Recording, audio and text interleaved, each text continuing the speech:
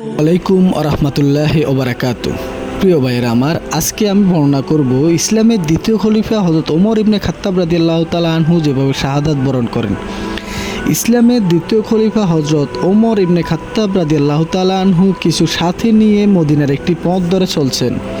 পথের পাশেই একটি দোকান চোখে পড়ল। দোকানটি ছিল অগ্নি উপাসক আবু লুলুর।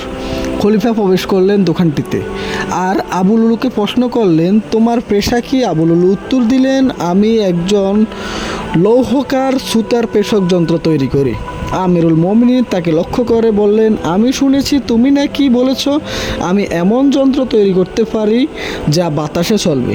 শুনে অগ্নি উপাসক আবু লুলু বলল, আপনার জন্য আমি এমন কিছু করব যা সারা দুনিয়ার মানুষ জানবে। হযরত ওমর রাদিয়াল্লাহু তাআলা আনহু সাথীগণকে লক্ষ্য করে বললেন, দেখো সে কিন্তু আমার কাছে অঙ্গীকার করেছে। এই কথা বলে তিনি দোকান থেকে বেরিয়ে পড়লেন। কিছুদিন পর আবু লুলু একটি খঞ্জর তৈরি করলেন। খঞ্জরটির হাতল ছিল মাঝখানে এবং ফলা ছিল দুই ধারে। উভয় দিকে ধারালো খঞ্জরটি সে পুরো 1 মাস বিষের মধ্যে ডুবিয়ে রাখল, যেন সেটি দিয়ে কাউকে আঘাত করলে সে সাথে সাথে মারা যায়।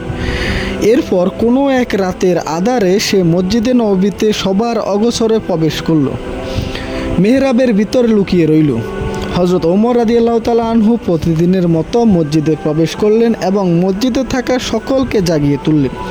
সবাই জামাতের জন্য প্রস্তুত হলো। তখনকার দিনে এখনকার মতো এত লাইট ছিল না। পুরো মসজিদে মাত্র 2টি লাইট ছিল। আবু লুলু তখনও মেহরাবের ভিতরে লুকিয়ে রইলেন মুখ্যম সুযোগের অপেক্ষায়। আমিরুল মুমিনিনকে আঘাত করার জন্য সে দ্বিতীয় রাকাতকেই বেছে নিল, যাতে করে পুরো মহল্লার সবাই নামাজে দাঁড়িয়ে যায়। দ্বিতীয় রাকাত শুরু হতেই আবু লুলু হায়নার মতো হযরত ওমর রাদিয়াল্লাহু তাআলা আনহু এর উপর ঝাঁপিয়ে পড়লেন। মুহূর্তেই আঘাতে আঘাতে জর্জরিত করলেন তাকে। সবচেয়ে গুরুতর আঘাতটি ছিল তার নাভির নিচে। খঞ্জর ঢুকিয়ে হেঁচকা টান দিয়ে পুরো পেট পেরে ফেলল। এতে আমিরুল মুমিনিনের অন্ত্রের কিছু অংশ বাইরে চলে আসলো। তিনি চিৎকার দিয়ে মাটিতে লুটিয়ে পড়েন। আবু লুলু পালানোর জন্য খঞ্জর নিয়ে ডানে বাঁয়ে আঘাত করতে করতে দরজার দিকে এগিয়ে গেলেন। এ সময় মোট 13 জন মুসল্লি আঘাতপ্রাপ্ত হয় এবং সাথে সাথে 7 জন মারা যায়। হযরত আব্দুর রহমান ইবনে আওফ রাদিয়াল্লাহু তাআলা তার পিছনে গিয়ে তার উপর চাদর নিক্ষেপ করেন এবং চাদরটি তার পুরো শরীরে আবৃত হয়ে যায়। সাহাবারা তার দিকে এগিয়ে আসছে। তখন বুঝতে পারলেন যে তার কোনো আর রক্ষা নেই। তখন সে নিজের খঞ্জর দিয়ে নিজের গলায় আঘাত করলো এবং মৃত্যুর কোলে ঢলে পড়ল। সংক্ষিপ্ত 2টি ছুরা দিয়ে নামাজ শেষ করা হলো। হযরত আব্দুল্লাহ ইবনে ওমর রাদিয়াল্লাহু তাআলা আনহু আমিরুল মুমিনিনের কাছে গেলেন এবং দেখলেন সবগুলা ক্ষত থেকে অনর্গল রক্ত ঝরে পড়ছিল। হযরত ওমর রাদিয়াল্লাহু তাআলা এর তলপেটে হাত দিলেন। তারপর তিনি ক্ষতটি দেখতে পেলেন যে এত বড় ছিল যাতে আব্দুল্লাহ ইবনে ওমরের হাত ঢুকে যাচ্ছিল। ততক্ষণে তিনি জ্ঞান হারিয়ে ফেলেছেন। আমিরুল মুমিনিন শয্যাশায়ী। সবাই তার জ্ঞান ফেরানোর জন্য নানাভাবে চেষ্টা করতেছে। সূর্য উদিত হলো। একজন বুদ্ধি করে বলতে লাগলো, আস-সালাত ইয়া আমিরুল মুমিনিন। আমিরুল মুমিনিন চোখ খুলে ডানে বাঁয়ে তাকাতে লাগলো।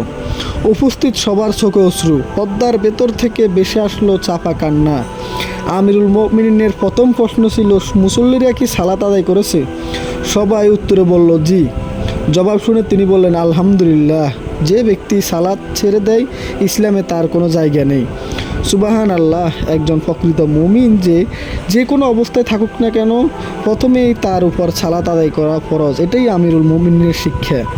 তিনি অজু করার জন্য পানি চাইলেন। তিনি বললেন, আমি ফজরের সালাত শেষ করতে পারিনি। অজুর পানি আনা হলো। তিনি অজু করলেন এবং পুত্র আবদুল্লাহকে বসিয়ে দিতে বললেন। আবদুল্লাহ বলল, আব্বাজান, আপনি এই অবস্থায় সালাত আদায় করতে পারবেন। হযরত ওমর কঠোর হয়ে পুনরায় বসিয়ে দিতে বললেন। পুত্র আবদুল্লাহ বসিয়ে দেওয়ার জন্য তার পিঠে হাত দিয়ে কিছুটা বাঁকা করতেই হযরত ওমরের অন্ত্রের কিছু অংশ বেরিয়ে আসলো। আবদুল্লাহ আবার শুইয়ে দিলেন তাকে। ক্ষতস্থান ভালোভাবে বেঁধে দিলেন। হযরত ওমর নামাজ শেষ করলেন, ইস্তেগফার করলেন ও দোয়া পাঠ করলেন। সবার দিকে তাকিয়ে বললেন, আমাকে আঘাত করেছে কে? সবাই বলল, অগ্নি উপাসক আবু লুলু আপনাকে আঘাত করেছে। এটা শুনে তিনি বললেন, আলহামদুলিল্লাহ, এমন ব্যক্তি আমাকে আঘাত করেছে যে আল্লাহর জন্য একটি সিজদাও করেনি। কোনো মুসলমানের হাতে আঘাতপ্রাপ্ত ও মুসলমানের অন্তদন্তের কারণে না হওয়ার এই শুকরিয়া আদায় করলেন হযরত ওমর রাদিয়াল্লাহু তাআলা আনহু। এরপর ঘরে হেকিম প্রবেশ করলো এবং এক পেয়ালা দুধ পান করাতে বললেন। এক পেয়ালা দুধ পান করানো হলো। কিছুক্ষণ পর ওই দুধ আমিরুল মুমিনিনের ক্ষতস্থান দিয়ে বেরিয়ে এলো। এটা দেখে হেকিম হতাশ হয়ে বেরিয়ে এলেন। এভাবে প্রায় 3 দিন অতিবাহিত হওয়ার পর আমিরুল মুমিনিন শাহাদাত বরণ করেন। তার মৃত্যুতে মদিনার নারীগণ আক্ষেপ করে বলতে লাগলো, আমিরুল মুমিনিনের জায়গায় যদি আমার সন্তান মারা যেত।